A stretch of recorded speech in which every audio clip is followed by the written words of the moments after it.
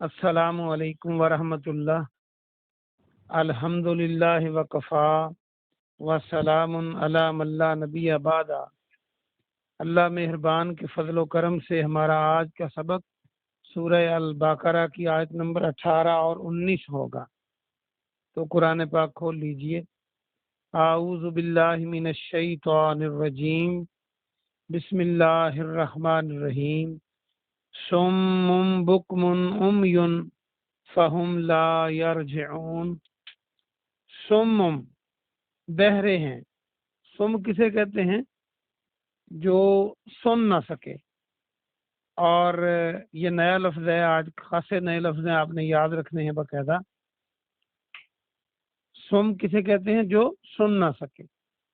بکمن گونگا، گونگے ہیں جو بول نہ سکے۔ امیون اندھے ہیں، یا پہلے بھی پڑھ چکے ہیں یا مہون والی آیت میں، آیت نمبر 15 میں۔ سمم بہرے ہیں، بکمن گونگے ہیں، امیون اندھے ہیں۔ فہم پس، فا کے معنی پس، ہم کے معنی وہ۔ لا یرجعون، لا کے معنی نہیں، یرجعون میں یا کا معنی وہ، اور واو نون جو ہے یہ جمع کو بتاتا ہے۔ راجع را جیم اے، اور عین اس کا روٹ ورڈ ہے، رجوع کرنا۔ اردو کا لفظ رجوع کرنا یاد رکھیں، لوٹنا۔ لا یرجعون وہ لوٹنے والے نہیں۔ ترجمہ یہ بنا، بہرے ہیں، گونگے ہیں، اندھے ہیں، لہذا یہ لوٹنے والے نہیں، یہ رجوع کرنے والے نہیں۔ یہ نئے لفظ تینوں آپ یاد کریں۔ او کصیب من السماء، او یا کاف کے معنی جیسے۔ سیب، سیب نیا لفظ ہے، اس کو یاد کریں۔ سیب کے معنی تیز بارش، زور کی بارش۔ او کصیب یا زور کی بارش کی طرح۔ من السماء، من سے، سماء آسمان، آسمان سے۔ فی ہی اس میں، فی معنی میں، ہا معنی اس۔ ظلمات اندھیرے، ظلمت کی جمع اندھیرا، یہ پہلے آپ پڑھ چکے ہیں۔ ورعد و برق، واو کے معنی اور۔ رات جو ہے کڑک کو کہتے ہیں، یہ جو آسمانی بجلی چمکتی ہے تو کڑک جو ہوتی ہے اس کو رات کہتے ہیں، اس کو بھی یاد کریں۔ وہ برق، اور بجلی کو اردو میں بھی ہم برق استعمال کرتے ہیں، یہ برق کا لفظ یاد رکھیں۔ یہ برقی تاریں ہوتی ہیں جو جن میں سے کرنٹ گزرتا ہے۔ ترجمہ یہ بنا، یا جیسے آسمان سے اترتی ہوئی تیز بارش جس میں اندھیرے، کڑک اور بجلی ہوتی ہے، برق۔ یجعلون وہ ڈالتے ہیں، یجعلون ڈالتے ہیں وہ۔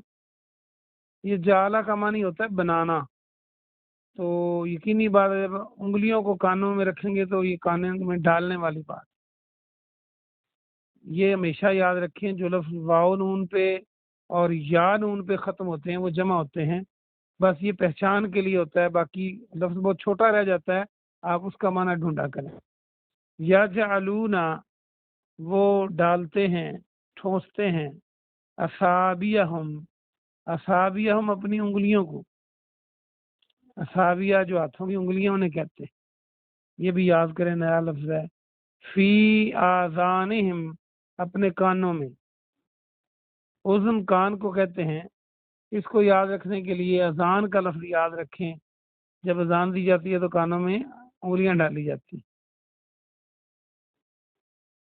من السوائق، من سے، سوائق یہ سائقہ کی جمع ہے، سائقۃ ان کی، یہ کڑاکے، یہ جو جب بجلی برس وہ چمکتی ہے تو جو کڑاکے کی آواز آتی ہے، کئی لوگ نام رکھ لیتے ہیں سائقہ، تو بڑا جابر قسم کا نام ہے یہ، کڑاکے والی۔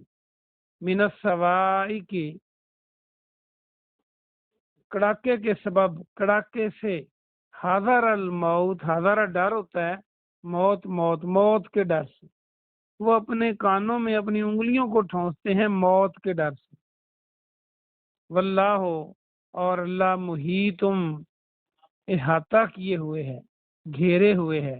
محیط جو ہے یہ احاطہ اردو کا لفظ یاد رکھیں، جب ہم رقبہ اور احاطہ نکالتے ہیں، یا محیط، جو محیط بھی نکالتے ہیں ہم گول چیزوں کا ریاضی میں، جو چیز جتنی جگہ گھیرتی ہے، احاطہ کرنا بھی گھیرنا ہوتا ہے۔ بالکافرین، کافروں کو، منکروں کو، انکار کرنے والے۔ ترجمہ یہ بنا، وہ موت کے ڈر سے، کڑاکے کی وجہ سے اپنے کانوں میں اپنی انگلیاں ڈالتے ہیں، اور اللہ انکار کرنے والوں کو، منکرین حق کو گھیرے ہوئے ہے۔ یہ سبق تھا، الفاظ ذرا نئے تھے، آپ نے محنت سے، جیسے دنیا کے کام کرتے ہیں اس سے کہیں بڑھ کر آپ نے باقاعدہ سبق کو یاد کرنا ہے۔ یہ اللہ کا قرآن ہے، اور جو اللہ کا قرآن یاد کرتا ہے، اللہ کے قرآن کے ساتھ لگ جاتا ہے۔ میں پہلے بھی بتا چکا ہوں کہ جو بندہ سمجھ کر ایک آیت پڑھے، حدیث میں آتا ہے اس کو 100 رکعت نماز نفل پڑھنے کے ثواب کے برابر ثواب ملتا ہے۔ ابن ماجہ کی حدیث ہے، تو آپ نے اس کو باقاعدہ یاد کرنا ہے، 5-4 بار پڑھیں گے تو یاد ہو جائے گا۔ آئیے واپس مختصر تفسیر کی طرف آ جائیں۔ اللہ سبحانہ و تعالی ان لوگوں کی نشانیاں ہی بتا رہا ہے جو منافقت کرتے ہیں اور حق بات کو دیکھ کر جان بوجھ کے نہیں قبولتے، تو ان کی ڈھیٹ ہونے کی آخری حد بتا دی اللہ سبحانہ و تعالی نے آج کے سبق میں، کہ وہ بہرے ہیں۔ بہرا وہ ہوتا ہے جو سن نہ سکے، اور وہ گونگے ہیں اور وہ اندھے ہیں۔ اصل میں وہ بہرے نہیں ہیں کہ ان کے کان کام نہیں کرتے یا ان کے کانوں میں آواز نہیں پڑتی، اور نہ ہی وہ ان کی زبانیں گونگ ہیں کہ وہ گونگے ہیں، وہ بولتے ہیں، اور نہ ہی ان کی آنکھیں ایسی ہیں کہ وہ نابینے ہیں، آنکھیں موجود ہیں۔ تو اللہ سبحانہ و تعالیٰ نے یہ تینوں لفظ بیک وقت کیوں استعمال کیے ہیں؟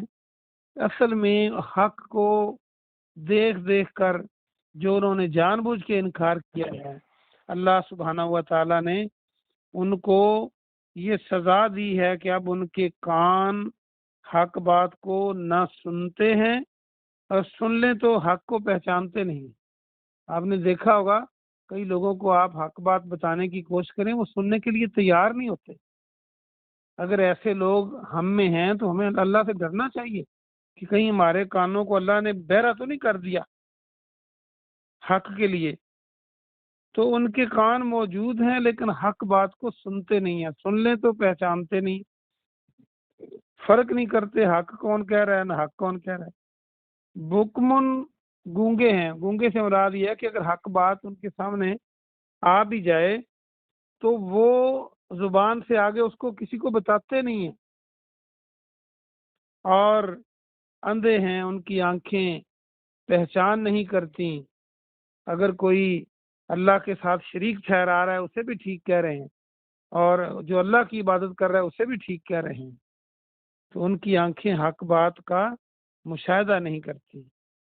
مطلب یہ ہے کہ ان پر پکی موریں لگ چکی ہیں، اور ان کی یہ قوت سلب کر لی گئی ہے، اور اللہ آگے خود فرماتا ہے کہ یہ لوٹنے والے نہیں ہیں، یہ رجوع نہیں کریں گے، کیونکہ جب کوئی سنے گا نہیں، غور خوض نہیں کرے گا، دیکھے گا نہیں، عقل استعمال نہیں کرے گا، تو پھر اس نے اپنی ڈگر سے کیا ہٹنا ہے؟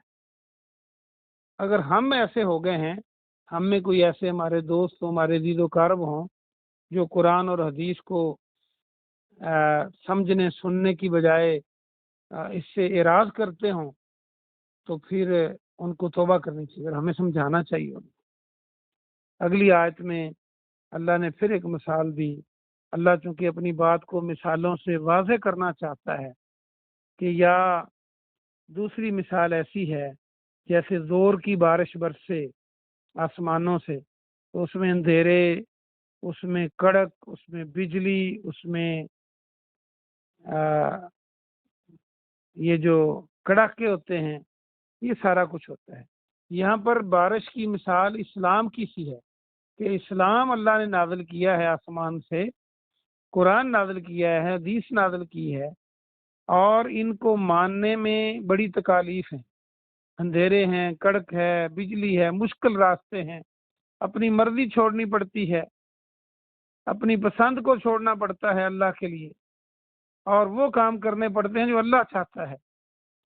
تو جو مشکلات ہیں یہ گرج چمک اور بجلی سے ان کو تشبیہ دی گئی ہے، لیکن جو بارش ہے وہ اسلام ہے۔ تو جو نہیں سمجھنا چاہتے وہ ان اندھیروں کو دیکھ کر، ان کڑکوں اور بجلیوں کو دیکھ کر کانوں میں انگلیاں ڈال لیتے ہیں کہ ہم کہیں مر نہ جائیں۔ یہ ان کی مثال ہے جو اسلام کی مشکلات سے گھبراتے ہیں۔ جب اسلام پہ چلیں گے تو حرام رزق چھوڑنا پڑے گا، جب اسلام پہ چلیں گے جھوٹ چھوڑنا پڑے گا، غیبت چگلی چھوڑنی پڑے گی، لوگوں کو تنگ کرنا چھوڑنا پڑے گا، لوگوں کے حق مارنے چھوڑنے پڑیں گے۔